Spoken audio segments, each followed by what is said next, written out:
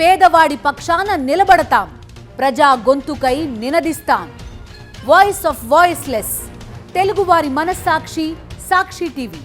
సాక్షి TV ప్రసారాల కోసం మీ స్థానిక cable ఆపరేటర్ని వెంటనే సంప్రదించండి.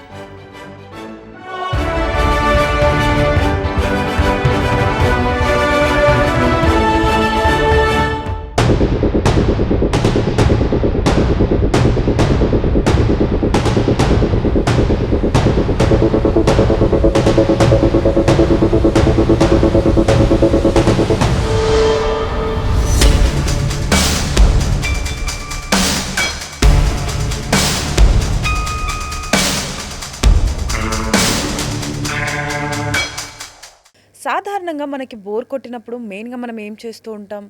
ఫ్రెండ్స్తో బయటకు వెళ్ళడం కానీ లేదంటే సినిమాలకు వెళ్ళడానికి ఎక్కువగా ప్రిఫర్ చేస్తూ ఉంటాం. మనం సినిమాలకు వెళ్ళినప్పుడు సినిమా స్టార్ట్ అయ్యేదానికంటే ముందు మనకి కొన్ని యాడ్స్ వస్తాయి. ఆ యాడ్స్ చూసిన ప్రతిసారి మనకి ఏంటి కర్మ అనిపిస్తుంది, లేదా ఇది ఇప్పుడు మేము చూడాలా అని కూడా అనిపిస్తూ ఉంటుంది. కానీ మనకు అందులో ఏమని చెప్తారు? సిగరెట్ లేదా ఆల్కహాల్ ఇంజూరియస్ టు హెల్త్ అని చెప్తారు. అదే వార్నింగ్ ఇకపై నుంచి మనం తినే స్నాక్స్ కానీ లేదా బయట దొరికే స్ట్రీట్ ఫుడ్ పైన మనకి అది కనిపిస్తే, అమ్మో మనం స్నాక్స్ స్వీట్స్ కానీ లేకపోతే స్ట్రీట్ ఫుడ్స్ తినకుండా ఉండలేం కదా. ఎందుకంటే ఈవినింగ్ అయిందంటే మనకి హాట్గా మిర్చి బజ్జీలు లేదా సమోసాలు ఇవన్నీ తినాలనిపిస్తూ ఉంటాయి.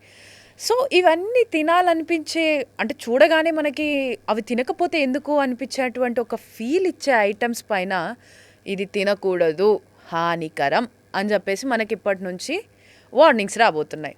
నిజమండి.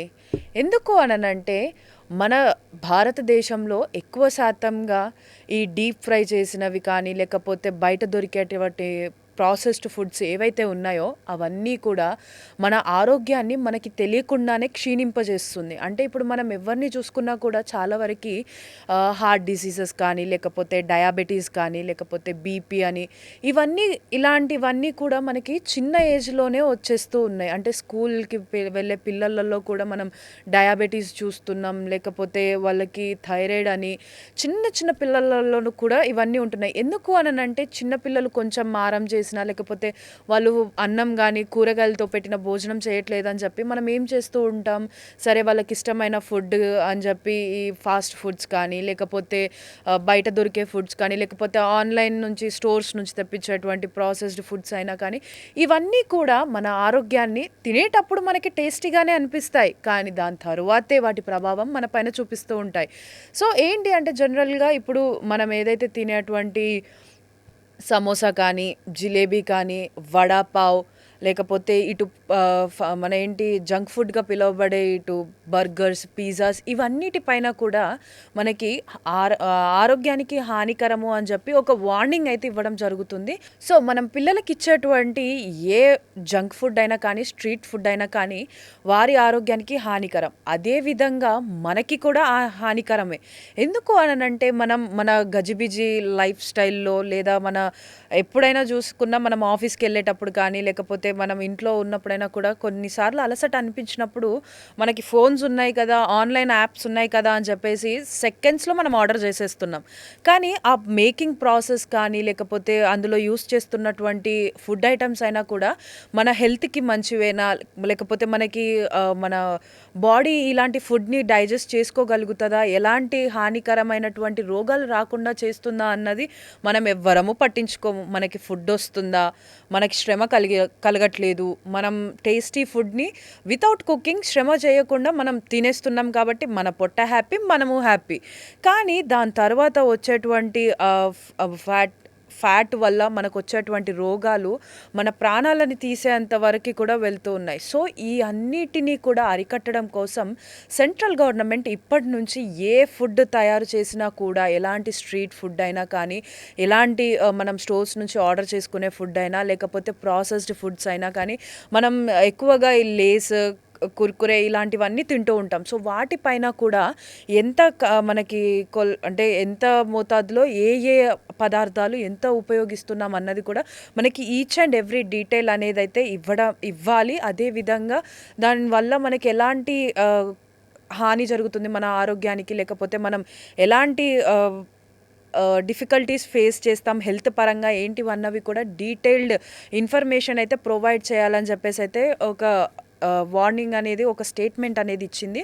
ఎందుకు అనంటే ఇప్పటికి మనం చూసుకుంటే మన భారతదేశంలో చాలా వరకు కూడా ఒబేసిటీ అనేది ఎక్కువగా పెరుగుతుంది. అంటే వయసుతో సంబంధం లేకుండా ఒబేసిటీ అనేది వచ్చేస్తుంది. ఎందుకు అనంటే ఇప్పుడు స్కూల్లో పిల్లల్ని చూసుకుంటే వారికి కరిక్యులర్ యాక్టివిటీస్ కానీ స్పోర్ట్స్ కానీ తక్కువైపోయి వాళ్ళకి కేవలం ఎడ్యుకేషన్ పైనే అంటే కేవలం అకాడమిక్ ర్యాంక్స్ వాటిపైనే ఎక్కువగా ఫోకస్ చేస్తున్నారు. సో ఫిజికల్ ఫిట్నెస్ అనేది ఉండట్లేదు. అదేవిధంగా పిల్లలు ఇంటికి వచ్చిన వెంటనే వాళ్ళకి హోంవర్క్స్ చేపియడమా లేకపోతే వాళ్ళని ట్యూషన్స్కి పంపించేస్తూ ఉంటారు. సో అది కూడా ఓ టైప్ ఆఫ్ ఎఫెక్ట్ అనమాట.